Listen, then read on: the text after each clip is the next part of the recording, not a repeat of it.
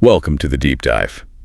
Today, we're really getting into the ongoing legal situation around Mazi Nnamdi Kanu. Yeah, specifically looking at a recent court session. Exactly. We're focusing on the examination of a government witness and some key evidence presented, like a voice recording. Right. The idea is to unpack the core allegations and see how the defense seems to be shaping up just based on what came out in this particular hearing. So let's start with what the prosecution put forward. First up was a letter, wasn't it? Yes, a significant one.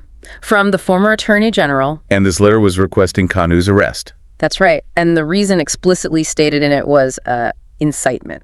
So incitement, that's the main thrust from the government side, right from the start. Pretty much. That letter sets the legal stage for everything that followed, from their perspective anyway.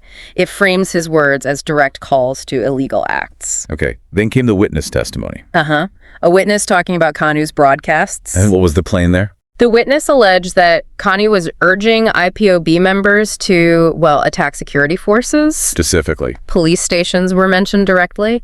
And also instigating cybercrime. So quite serious allegations. Definitely paints a picture of encouraging unlawful actions. And interestingly, the witness also mentioned something about a statement. Oh. Yeah, that Kanu himself declined to sign a statement, but one was still, taken down while his lawyer was there. Okay, so an unsigned statement exists. What did it say? Just, I don't wish to make any statement, oral or written. Standard legal move, maybe, but it's now part of the court record. Right. And then they played the recording. Yes. This is probably the most crucial part from this session.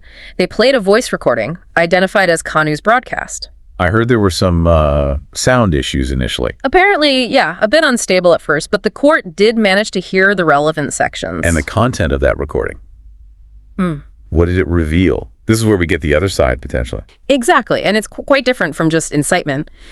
The broadcast, as presented, talked about defending Biafra land. Why? What was the justification given? It was based on the idea that the state governors had, failed to protect people in the region. Biafra land, meaning the southeastern region, historically significant for the Igbo people. Precisely. And the broadcast made some very strong claims, alleging killings of innocent Biafrans in places like Obigbo, Delta, and others. Blaming who? Blaming invaders, specifically identified as Fulanis coming from Niger, Chad, and other places. So a narrative of external threat. Yes, and a call for IPOB to defend their lands against this perceived Fulani terrorist presence. That framing is key, isn't it? Defense against a threat rather than initiating conflict. It seems to be. The broadcast also claimed the governors were acting basically at the behest of a caliphate, reinforcing that idea of external control. It wasn't just about external actors, though, was it? What about local forces? No, it also warned police officers.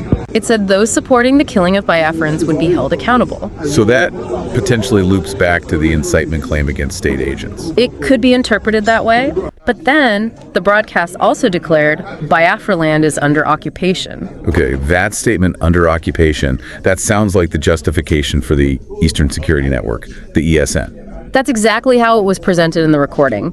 ESN was described as a vigilante group. Formed specifically to stop these alleged Fulani killings. Yes, emphasizing a protective role, ending violence. And crucially, the broadcast explicitly denied ESN is the Army of Biafra. That distinction seems legally very important, a local security group versus a separatist army. Absolutely. And the broadcast didn't stop there. It made claims like self-defense is constitutional. Wow. Referendum is not a crime. So directly challenging the legal basis of the charges, framing actions as within democratic rights. Wow. But there were stronger statements too, right? Oh, yes. Things like anywhere you kill a Biafran, you will be killed.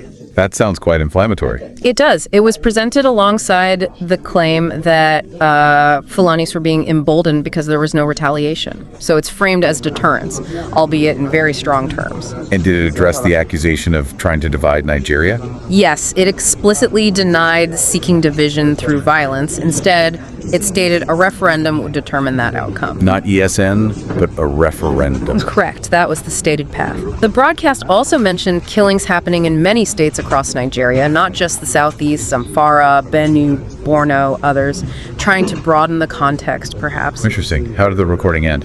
With expressing disappointment in the international community for not acting and a sort of belief that their efforts would be appreciated later on. And again, reiterating the goal is Biafra restoration via referendum. Yes, that point was made clearly.